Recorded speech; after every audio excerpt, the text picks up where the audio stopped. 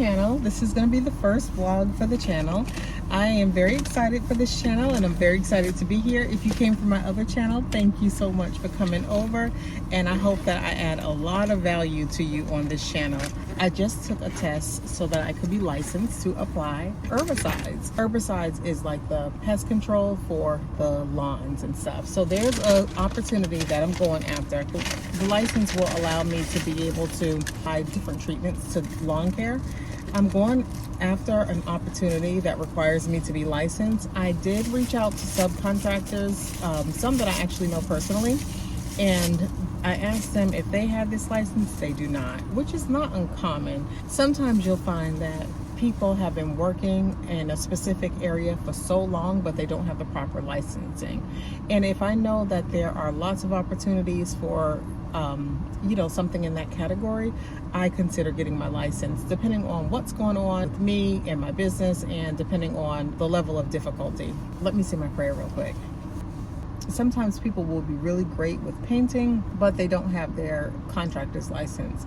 They may do great with drywall, but they don't have their contractor's license. And with government contracting, you do have to have the proper licensing.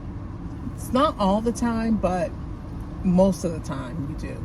So like different entities will require different things. There was one time I won this opportunity and I was so excited. I think I was gonna make like $40,000 off of it, and it was gonna take my subcontractor a few weeks to get it done.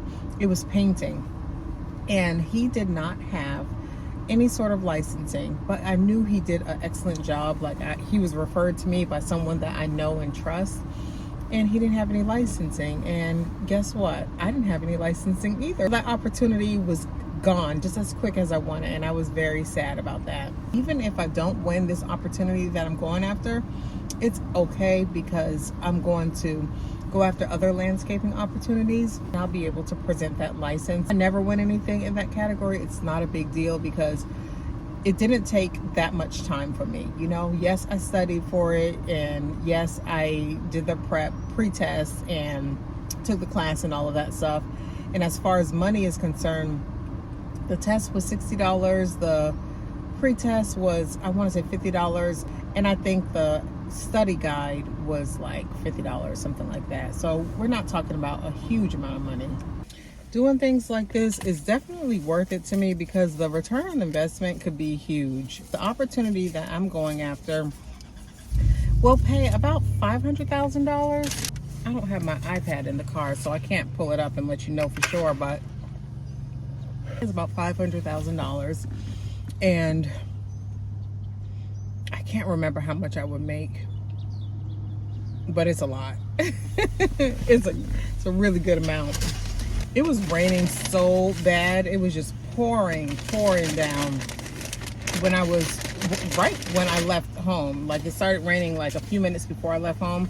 So I put this trench coat on because I needed, I guess, like something to kind of repel the water. And it's getting kind of warm now. I turned my car off. I'm gonna take my jacket off. I announced about a month ago about my challenge to earn $250,000 before the year ends with a brand new business. And now that I got this testing out the way, I could really focus on that because June is about to roll in and we need to get going with this. You know what I mean? I know the power of government contracting. You know what I mean? So I'm very excited about the challenge, and I have been working on something to help people just cut out so much time with writing proposals, and it will be launching soon, and I am so excited about that. So I'm going to leave the link in the description box so you can sign up for the wait list. Super excited because it has helped me and my team to get proposals out so fast, and they're very quality proposals that actually speak to every part of the opportunity. So I'm super excited about that. I'll finish my lunch, and then I'll take y'all on the other errands, and then we'll head home, okay? Finish my lunch, y'all. I'm not sure when this video is going to be posted, but you probably will hear me say this very often. There are so many opportunities in government contracting that it's unreal. It's like a limitless amount of opportunities. And when I was getting ready to leave home to come take my test, I got an email from a contracting officer, and she was inviting me privately to come and do a site visit for opportunity that they have coming up. The site visit is in, I want to say, 4 days. Today's the 26th, and the site visit is on the 29th, so it's actually in 2.5 days. But anyway, I said, yes, I will come. So I'll arrange for my manager to come. And this is an international contract, so it only makes sense to just get my manager to go in place of me for the site visit. So I'm going to get her to go on that site visit. And that opportunity is not posted anywhere. It's an opportunity that she just decided to invite me to. And I love that for me, you know. And the thing about government contracting is that you will be able to have all sorts of invites to opportunities like that when you start doing the work and performing well in the work. And I wouldn't look for those opportunities. You know, I wouldn't bank on those opportunities as being the way you plan on making your money, but you just do your work and you go after whatever your little heart's desire is, and you keep working, and people will recognize the work that you're doing, and they will recognize how good of a job you're doing, and then they will sometimes invite you to opportunities. This has happened to me a few times before. They've actually invited me three times. So I have one contract. They say, you're doing so good on that contract, and so they invited me to another opportunity. I didn't win that one, which I was kind of salty about, honestly. But they invited me to another opportunity, just like maybe a few weeks later. I won that one. So the one that I didn't win was just a one-time deal. This one that I won was, I want to say it was like for 2 or 3 months, but they've kept extending it. So right now we're coming up on, let's see, maybe coming up on 9 months. Uh-oh, this is crooked. We're coming up on 9 months of me working that particular contract. And my employees are doing an excellent job, so I'm so thankful for them. And I really do want to do something to reward them, to show them how much I'm thankful for them, you know what I'm saying? But they're doing an excellent job, and so they invited me to this opportunity. So I'm excited about that. Winning it is good, but being able to perform on it and perform well is so important. All right, y'all, I'm back home. I have just a few things to do before I close out work for the day. My work day looks different every single day. I don't follow I don't have the same schedule every day. It just depends. Like on Tuesdays and Thursdays, those always look very different. Wednesdays, sometimes those days fluctuate, but I really try to work just like in 3-hour blocks, focused, concentrated work in 3-hour blocks. And that's it. I don't try to like push a 8-hour day. Now, sometimes I do work a lot more than that because I still have some students that I'm coaching and assisting, you know, some of my one-on-one students. So sometimes I do work longer than those 3-hour blocks. Of course, when I'm working with my students or helping them get a proposal out, of course, I work longer. But speaking of getting proposals out for my students, I'm working on something so big, y'all. I am so excited about it. It's going to be launching soon.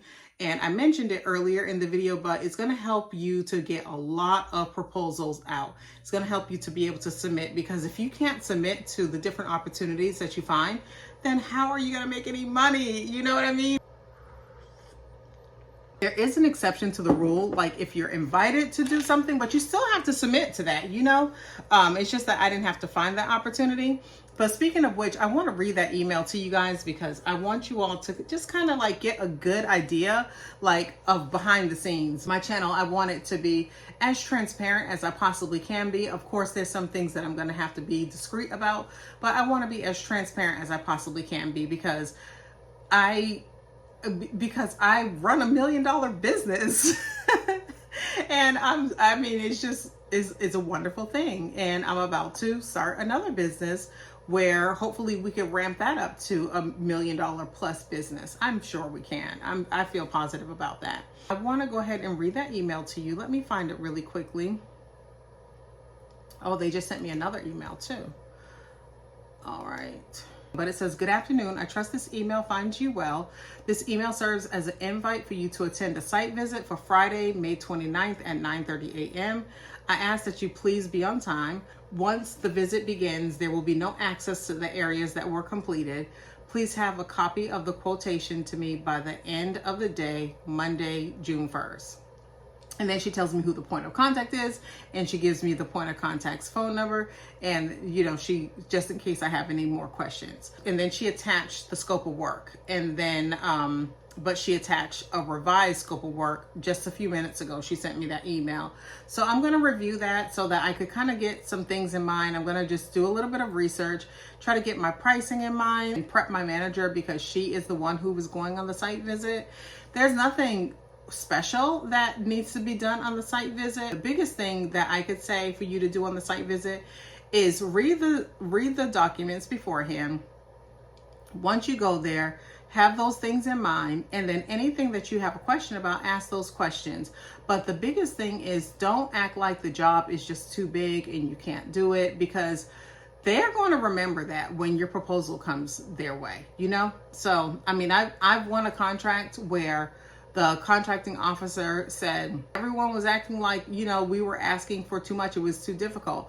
But you said, yes, you could do it. And then when you submitted your proposal made sense. So even though your price wasn't the cheapest, I did recommend that your company be chosen for the opportunity. So they remember. That's the whole point. They remember. Okay, so I also have some invoices to send. I have it written down right here because I have to just keep track of these invoices. I am probably going to turn this part of the business over to somebody eventually, but it's someone that I have to really, really trust because it's my money. You know what I mean? But I don't see that happening anytime in the near future. Maybe a year from now I will, but I really don't see that happening because I don't see that happening anytime in the, in the next few months. Let me not get off track. The first invoice is for $3,890. The second one is for $45,739. And the third one is for $14,000. All of these invoices are for cleaning.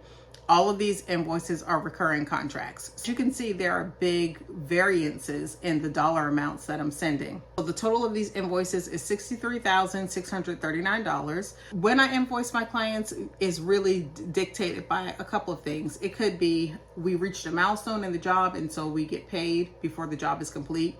It could be the job is now completely done and we get paid. It could be we have to invoice by a certain day of the month. Others, we have to invoice after 30 days have passed. So it just varies. It differs. So these are not the only invoices that I've sent in the month of May. I've sent other invoices in the month of May. And I have one more, I think. Let me see.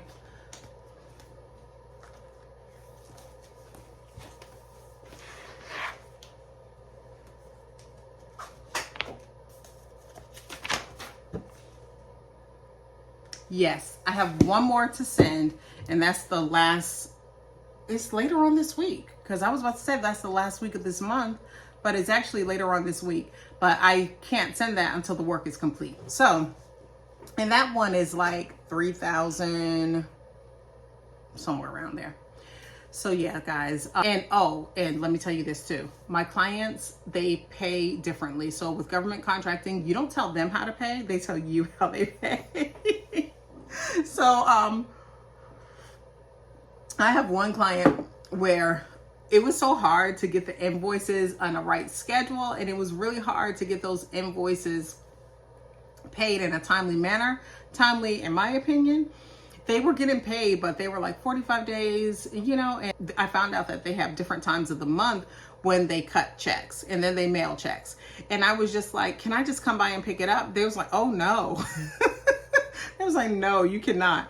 It has to be an extreme circumstance when you come by and pick it up. So I was like, okay, never mind. So I've asked twice in the 2 years that I've had that contract, and the answer has always been the same: no. So again, the government, they tell you how they're going to pay you.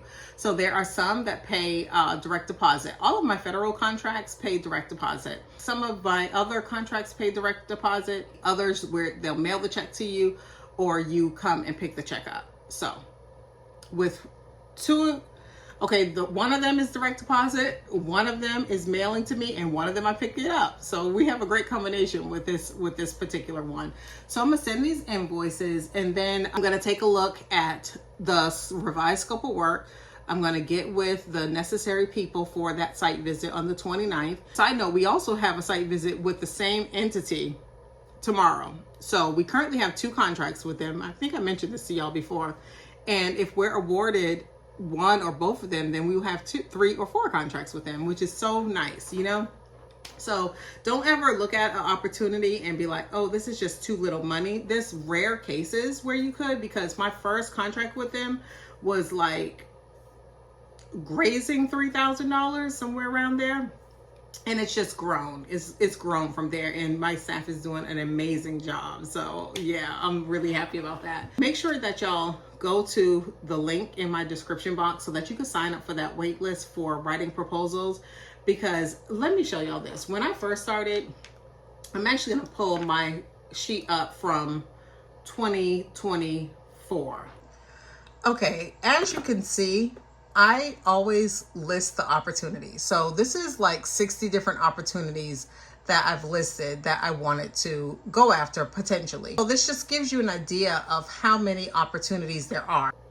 So all of those opportunities were due in the month of January. Now, at that time, it was just me working this business. And so just me by myself, I highly doubt that I would be able to submit to all of those opportunities. If I had the software that I'm currently building back then, I would have been like on fire. I would have been able to do so much more, because proposal writing with me, I just kind of have to be in the mood to do it, you know, because sometimes it's an easy task, sometimes it's difficult. Each opportunity asks for different things, you know, so you have to read it, you have to be familiar with it enough. And so the software that I'm currently building is going to be able to help people like get their proposal. So you would essentially upload your documents, and then we will get that proposal written out to you. So it's going to be a monthly subscription. Yeah, like it's a game changer. Like, the more you're able to put on your opportunity tracker, upload it into my software, and submit your proposals, I mean, you're gonna be unstoppable, because you could be working on a proposal for weeks. I don't allow myself to work on a proposal for like a ridiculous amount of time, because all it is a maybe until you actually win it. You know what I mean? There's so many opportunities, because that was just in January. And then if we advance over to like February, let me see, February, I only had 10. Oh, that's the month my mom passed. Okay, so yeah, well, I said 10, I only had 4 in February. Let me show y'all.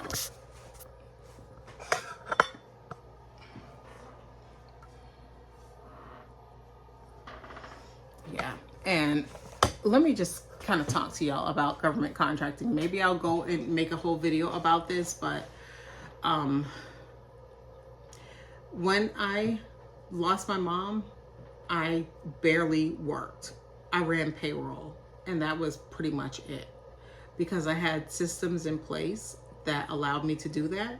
And I was hurting so bad.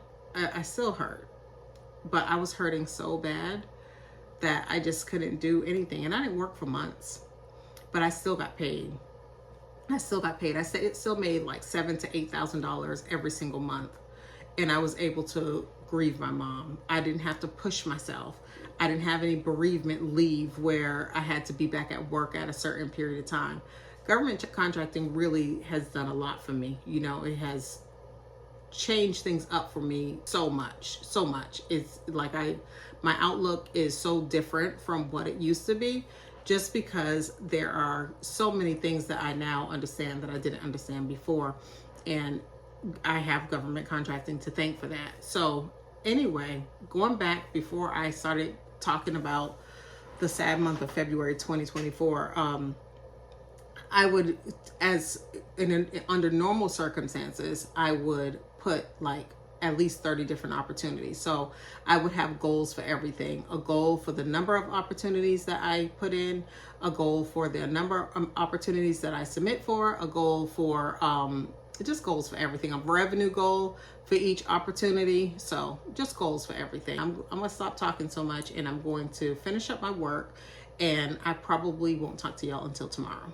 Hey y'all, today is Friday. That's my team texting. They're having a ball. Today is Friday and it's payday, so that's really good. So I am on my way to the grocery store because I have to send off the paychecks for a few of our international employees. This is not a task that I ordinarily do. My daughter does payroll. She's not feeling well, so I'm doing it. Her backup, who normally does it when she can't, is not available, so that leaves it to me, which is okay. So I just had to hurry up and get out the house. I have no idea what's the cutoff time for them to get their paychecks today. The reason why I send their payroll this way, I'm going to Western Union, is because we were not able to do direct deposit internationally. We did find one company to do it, but their fees was so ridiculous. It was like close to what they get paid. So we didn't go with that company. We send it Western Union, and then we handle the tax stuff on the other end, like not dealing with Western Union. We just do remit our taxes the way we're supposed to remit our taxes per that country's regulations. So it's not going to take me long to do it. We have 3 employees there. Really, we have 4 employees there, but 3 employees that work on a regular basis. We have 1 employee that just fills in when there's a need, and that works out really good. We actually are going after, and y'all, I'm sorry about my hair. I know it looks wild, and that's because I washed it and I blow dried it, and I got dressed to come on out here because, like I said, I don't know what time the cutoff is, and I want to make sure that they get paid today. So we're going after a couple of contracts in that area, a couple of more contracts in that area. So maybe our employees will expand. Maybe we will kind of double the employees that we have. We'll see. The way I view things is I want to win every single opportunity that I go after. However, I know that that's not something that's going to happen. Every opportunity that I go after, because we go after several of them, I'm not going to win every single one. So I teach my students not to be attached. You know what I'm saying? Like, don't be attached to the opportunity so much that you get discouraged if you don't win it, because you just don't know, you know, like you just don't know. There's been opportunities where I thought for sure I was going to win and I didn't win it. And then there were opportunities where I wondered, how in the world did they pick me? To be honest with y'all, like, you know, I'm always honest, but to be real with y'all, that's what has gone through my mind. So anyhow, we just made it here. Let's go in.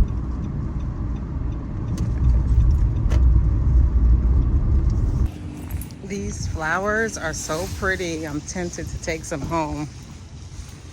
Doing okay. I need to send a couple of Western Unions off. Our Western Union machine is down. What? It's been down, what, about 2 weeks? Yeah. And I called today. They sent the parts and it still don't work. Do you know what the cutoff time is for Western Union? Like for someone to get the money the same day? It should be the same day. It's like instant. In minutes. money in minutes. Regardless? It's up to them when they go pick it up. Even international? Depends on what time the store, what store it going to that they pick But it she's up. saying international. I don't know what their process is over there. Okay. It depends on the store. Okay. I was been down, I called, so they supposed to be sending somebody out, I guess. All right. Thank you. It's okay. Did y'all hear that? Their machine is down, and it's been down for 2 weeks. So I'm gonna try to get someone else to send it, because this is a small town. Look at my hair. This is a really small town, and oh my gosh, it's a really small town. So I would have to travel about 35-40 minutes to get it sent, and that just is not the best use of my time. I don't like to do stuff like this anyway, but I do it to keep things going if I need to do it. But obviously I need to do my hair more than anything, right? But I'm going to try to get someone else to do it. And if they cannot do it, let me reach out to my other employee. If they're not able to do it, then I will see if my husband wants to ride up there with me, because I don't know what else to do. All right, we'll see. I'll let y'all know. Okay, update. I didn't even check with the other person because I forgot they don't have access to that particular account. So that just kind of leaves me in a jam. So I called my husband and he said yes, he doesn't want to go, but he will go. So let's go pick him up, and then I will check. I'm going to send them their money so they can get paid, go back home. I got to do my hair. I also have to submit, well, I also have to get a proposal ready, and I need to reach out to the project manager so I could get some details on a upcoming project. And yeah, so I might have, I think, 3 different things to submit today. So it's going to be a busy day, but it's a lot easier than it would have ordinarily have been because of that software that I'm working on. So that is going to be so phenomenal when it's completely ready. So we've been using it, and I'm going to get some of my students to test the software to see how it goes. Maybe send a couple of proposals before we fully launch it to everyone. But I'm just so excited. I'm so excited about it. But yeah. I don't have too much to talk about, so I'm going to just pick up with y'all when I get to the other Western Union location. You need anything in the store? All right. Also got some grapefruits. Grapefruit? Okay. So for this first one, it's going to be $348.99. Okay.